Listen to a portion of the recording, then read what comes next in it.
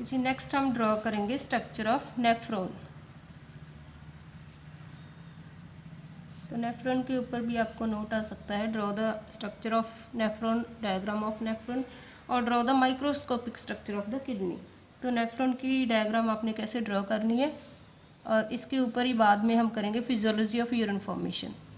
तो यहाँ से आपकी एक रीनल आर्टरी जो आती है किडनी की तरफ ब्लड लेके, तो इसमें होता है ऑक्सीजनेटेड ब्लड प्लस उसमें होता है वेस्ट मटेरियल। तो ये आई, ये वाली रीनल आर्टरी ब्लड लेके आई किडनी की तरफ, और जब तक ये अंदर पहुंची हमारे नेफ्रॉन्स तक, तब इसने डिवाइड एंड रीडिवाइड होके ब्रांचेस बना ली अपनी, और अभी ये ब्रांचेस जो हैं वो एंटर करेंगी हमारे नेफ्रॉन में, और फर्दर ऐसे और ब्रांचेस बन जाएगी, और फाइनली जो है जब ये नेफ्रॉन में एंटर करेंगी तो वहाँ पे जो नेटवर्क ऑफ कैपिलरीज बना लेंगी, जिसे बोलते हैं नेटवर्क ऑफ कैपिलरीज को बोलते हैं ग्लोमेरुलस।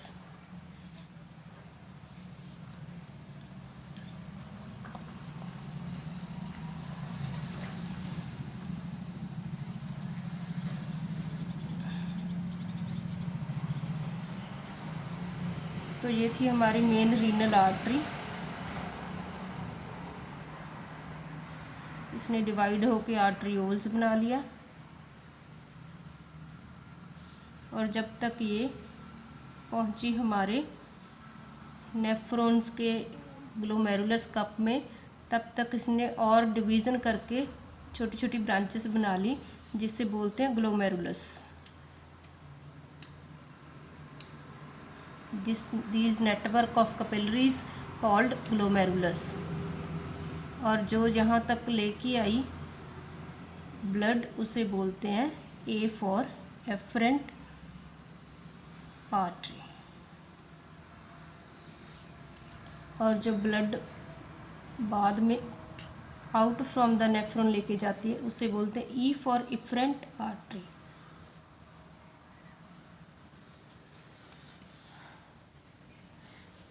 नेक्स्ट हमारा ये हो गया हमारा glomerulus cup,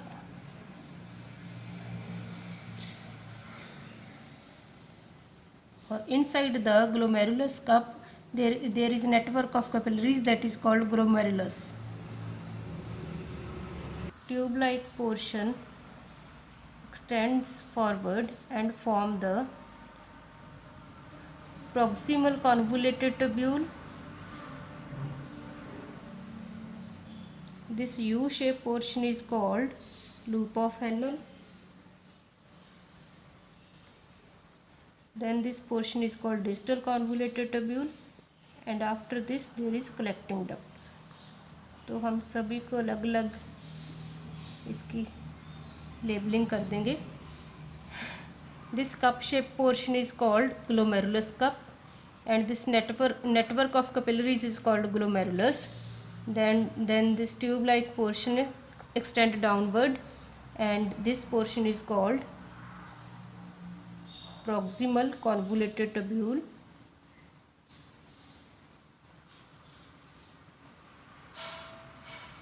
This U-shaped portion is called loop of Fresnel,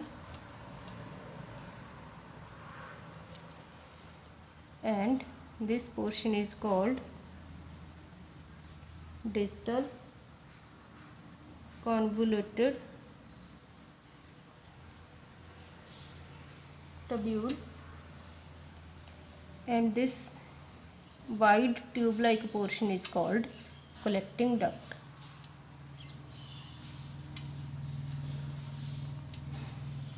So this is the microscopic structure of the kidney, or it can be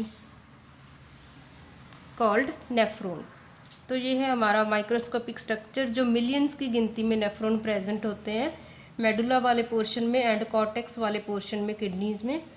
तो एक किडनी में मिलियंस की गिनती में ये नेफ्रॉन्स प्रेजेंट होते हैं, और जब तक ये renal artery divide and redivide होके इस नेफ्रॉन के कप लाइक पोर्शन में पहुंचती है, तब तक ये डिवाइड एंड रीडिवाइड होके एफरेंट आर्टरी बना लेती है, जो कि यहाँ पे ब्लड लेके आती है और यहाँ से ब्लड जो है फिल्टर होता है। फिर यहाँ से होती है ब्लड की फिल्ट्रेशन और वेस्ट मटेरियल बाहर निकल जाता है और फिर ब्लड हमारा आगे चला जाता है थ्रू द इफरेंट आर्टरीज।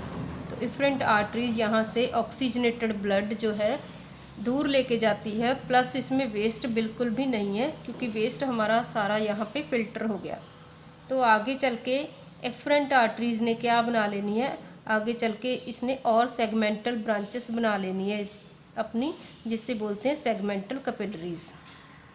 तो इन सेगमेंटल कैपिलरीज में क्या है, ऑक्सीजनेटेड ब्लड है और वेस्ट फ्री ब्लड है।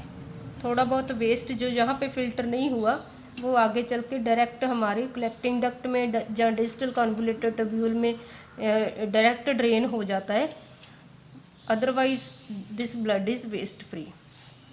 तो ये हो गया हमारे यहाँ सेगमेंटल कैपिलरीज।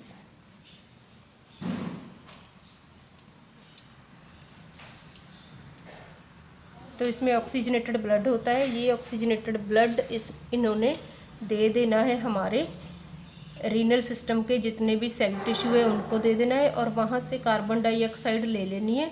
तो आगे चल के ये ब्लड हमारा जब इसने कार्बन डाइऑक्साइड पिक कर ली और ऑक्सीजन हमारे नेफ्रॉन्स को दे दी या रीनल सिस्टम के सारे जितने भी हैं सेल टिश्यू सभी को दे दी, तो ये ब्लड आगे चल के क्या बन जाएगा, जो पहले ऑक्सीजनेटेड था आगे चल के ये डीऑक्सीजनेटेड बन गया और इन्हीं कैपिलरीज ने क्या बना लिया, फिर कंबाइन होके यूनाइट होके वेन्स बना ली और फाइनली इन्होंने क्या बना दिया, एक रीनल वेन बना दी। और रीनल वेन जो है ब्लड किडनी से दूर लेके जाती है। यहाँ पे देखो रीनल वेन जो थी वो ब्लड कैरी करके लेके जाती है अवे फ्रॉम द किडनी।